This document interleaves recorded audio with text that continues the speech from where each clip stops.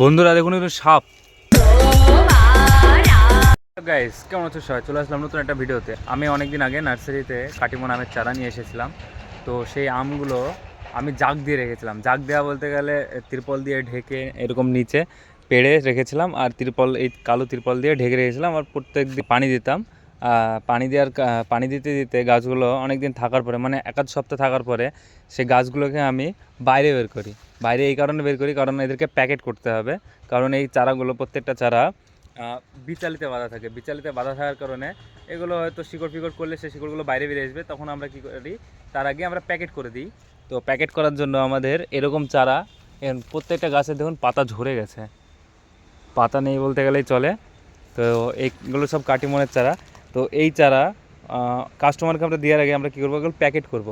এর ভিতরে আমার কিছু চারা মারাও গেছে, ঠিক আছে, কারণ ইনকাম করতে গেলে লোকসান তো হবেই। 70 পিস চারার ভিতরে আমার চারা মরেছে তিনটে, ছটা, 9টা, 10টা চারা মরেছে। 11টা চারা মরেছে, ওইদিকে একটা চারা রাখা আছে। তো 10টা চারা আমার মারা গেছে। ব্যাপার নেই, আমাকে এই যে 60 পিস চারা আছে, এই চারাগুলো আমাকে বিক্রি করে আমাকে ওই চারার মানে ঘাটতিটা আমাকে পূরণ করতে হবে। তো এই চারাগুলো দেখতে পাচ্ছেন আপনারা, প্রত্যেকটা চারা একদম ভালো চারা, হেভি চারা আছে। এই দেখুন,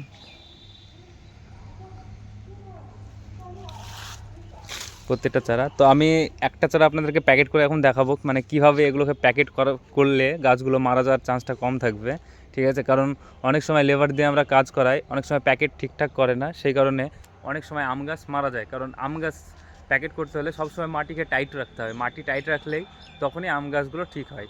তো আমি একটা আম গাছ এখন আপনাদেরকে প্যাকেট করে দেখাচ্ছি। তো আমি একটা চারা নিচ্ছি, এই চারাটাকে আমি প্যাকেট করে দেখাবো। এই চারাটা চলুন। বন্ধুরা দেখুন একটু সাপ, ডাড়াস সাপ, এটা ডাড়াস। গাছের রেকর্ডিং হাতে সাপ দেখা হয়ে গেল। এই দেখুন, এই দেখুন পালাচ্ছে, এই দেখুন, দেখুন কি বড়, পুরা এক মানুষ আমার সমান সাপ। গাইস দেখতে পারেন সাপটা কত বড়।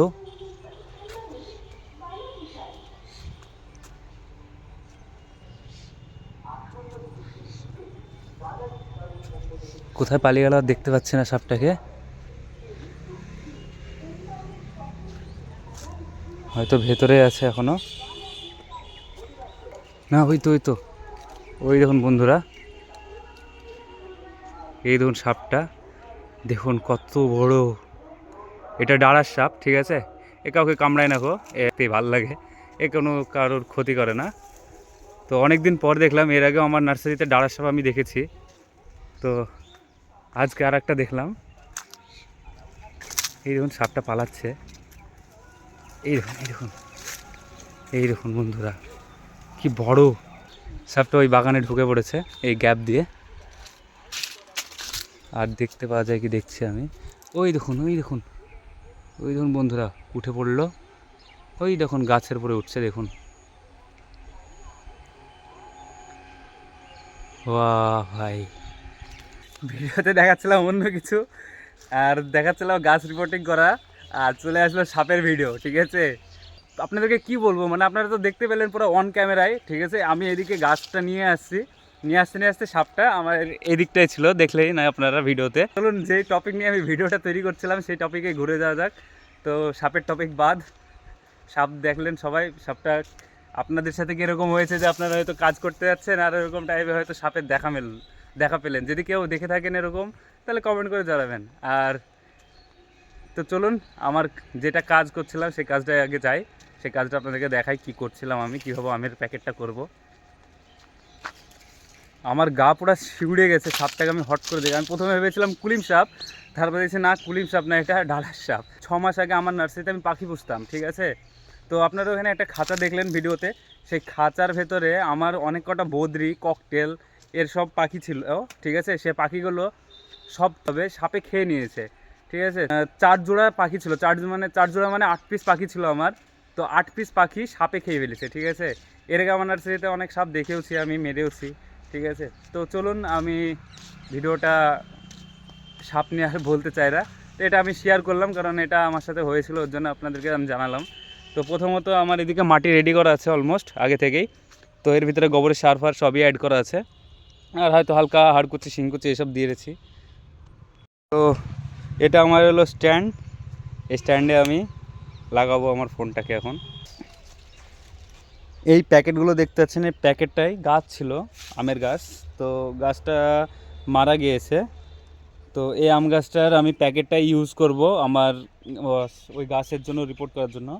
তো আমি এই গাছটারই মাটিটাকে, এই গাছের মাটিটাকে আমি এখন বের করব, বের করে আমি দেখাচ্ছি, ঠিক আছে, যে আমি কী হবো এই গাছটাকে, ওই গাছটাকে আমি এই গাছের প্যাকেটের ভিতরে মানে লাগাবো। আমার ভয়েস হয়তো খুব স্লোলি আসতে পারে, কারণ আমি দূর থেকে কথা বলছি, ফোন আমার দূরে আছে, সেই কারণে।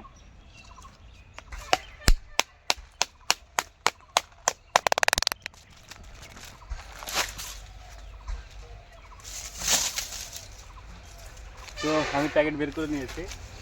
এবার এই যে বিচালিটা দেখছেন, এই যে বিচালিটা, এই বিচালিটা আমাকে বের করতে হবে, কারণ এই বিচালিটাতে শুদ্ধ যদি আমি প্যাকেট করে দিই তাহলে কি হবে, যে এই বিচালিটা শুদ্ধ প্যাকেট করে দিলে আমার এই যে বিচালিটা যখন পচে যাবে, ঠিক আছে, পচে যাওয়ার পরে প্যাকেটের মাঝখানে গ্যাপ তৈরি হবে, সেই গ্যাপ দিয়ে হাওয়া ঢুকে অনেক সময় গাছ মারা যায়, কারণ গাছের শিকড় তখন ঠিকমতো ধরতে পারে না। তো আমি বিচালিটাকে খুলে দেবো, আর বিচালিটা খুলে দিলে আমার এই যে তলে যে মাটিটা আছে এই মাটিটা বেরিয়ে আসবে, তারপর আমি যে মাটিটা গাছের গোড়ায় দেবো সেই মাটিটাকে ধরে নিতে পারবে। খুলছি দেখুন।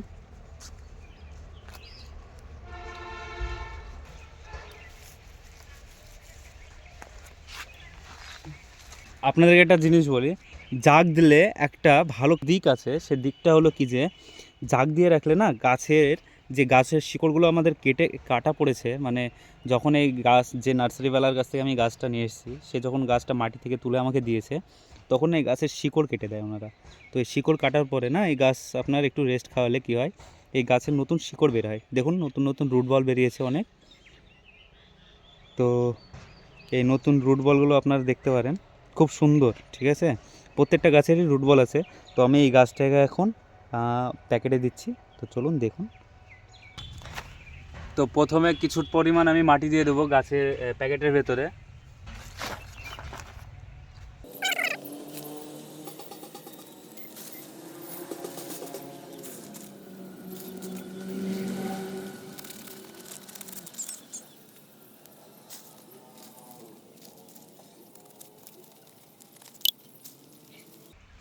তো আমি ডান্ডা দিয়ে এই কারণে প্যাকেটগুলোকে জাম করে দিচ্ছি, যাতে গাছের গোড়ায় যেন কোনো রকম ফাঁকা না থাকে, আর ফাঁকা থাকলে গাছ মরার চান্সটা বেশি থাকে। যদি আপনার 100-এর ভিতরে, মানে উদাহরণস্বরূপ 100-এর ভিতরে 55% চান্স থাকে গাছ বাঁচার। দেখতে পাচ্ছেন আমার প্যাকেট করা কমপ্লিট হয়ে গেছে। তো এবার প্যাকেট কমপ্লিট হয়ে যাওয়ার পরে, এবার আমি প্যাকেট করা কমপ্লিট হয়ে গেছে, তো এবার আমাকে কি করতে হবে, এই গাছটাকে নিজে ছায়াযুক্ত জায়গায় রেখে দিতে হবে, কিছুদিন রাখতে হবে, কারণ গাছের আমি প্যাকেট করেছি, এখন যদি আমি রোদে রেখে দিই তাহলে গাছটা আওড়ালে পরে গাছটা মারা যাওয়ার চান্সটা থাকতে পারে। তো এখন আমি গাছটাকে নিজে ছায়াযুক্ত জায়গায় রেখে দেবো। সাপ তো ভাই খতরনাক দেখলাম ভাই, সাপ, ওকেই বলে সাপ। তো আমি এই জায়গাটা রেখে দিলাম গাছটাকে, এবার জল দেবো গাছের গোড়ায়। আমি এই ভিডিওটা এই কারণেই বানালাম যে কেউ যদি কোনোদিনও আপনারা কোনো নার্সারি থেকে বিচারিওয়ালা মানে চারা নিয়ে থাকেন, বিচারি বাঁধা চারা নিয়ে থাকেন, মানে এটাকে খাসি করা বলে, নার্সারি থেকে গাছটা কালেক্ট করার পরে আপনারা গাছটাকে কিছুদিন জাগ দিয়ে রাখবেন, মানে খুব বিচালি দিয়ে বা কিছু দিয়ে ঢেকে রাখবেন গাছটা অন্তত 1 সপ্তাহ রাখবেন। 1 সপ্তাহ পরে দেখবেন গাছটা থেকে, গাছের নিচ থেকে হালকা হালকা শিকড় বেরোচ্ছে। যখনই আপনারা শিকড় দেখতে পাবেন তখন গাছটা দেখবেন আর পাতা ঝরা বন্ধ হয়ে, যদি শিকড় না বেরোয় তাহলে সেই গাছটা মারা যাবে, আর যদি শিকড় বেরিয়ে যায় সেই গাছটা মরবে না, সেই গাছটা আপনারা লাগালে হয়ে যাবে। তো সেই গাছটা আপনারা যখন লাগাবেন তখন দানা, বিষ, এসব অনেক কিছু আছে, প্রোটিন পাউডার বাগারে এইসব দিয়ে লাগাবেন। এরকম না যে আপনারা কাদা করে অনেকজনা লাগায়, তো কাদা করেও লাগাতে পারেন, কোনো ব্যাপার নেই। কাদা মাটিতে লাগিয়ে গাছের গোড়ায় ভালো করে মাটি দিয়ে চেপে দেবেন, যাতে হাওয়া বাতাস মানে একটু না ঢুকতে পারে, ঠিক আছে, ভালো করে চেপে দেবেন। চেপে দেওয়ার পরে মানে যতটা পারবেন একটু একদম ভালো করে জল দিয়ে দেবেন, যাতে 2-3 দিন জল না দিতে হয়। আমি এই গাছের গোড়ায় ভালো করে এখন জল দিয়ে দেবো, দেখুন। তো মাটি টাইট আছে, তো এই কারণে জল একটু আস্তে আস্তে যাবে। তো আমার ওই গাছগুলো আমি রিপোর্ট করব, সো সেটা আপনাদেরকে আমি ভিডিওতে দেখাতে পারবো না, কারণ অনেক টাইম লাগবে এগুলো প্যাকেট করতে আমার। তো সেগুলো আমি এখন প্যাকেট করব। আর আজকের ভিডিওটা এত দূরই, দেখা হচ্ছে নতুন একটা ভিডিওতে। আজকের ভিডিওটা কেমন লাগলো অবশ্যই কমেন্ট করে জানাবেন। আর যদি ভিডিওটা ভালো লাগে তাহলে একটা লাইক করবেন আর ফলো করবেন। আর যদি ইউটিউব থেকে দেখে থাকেন তাহলে সাবস্ক্রাইব করতে ভুলবেন না। Thank you for watching this video.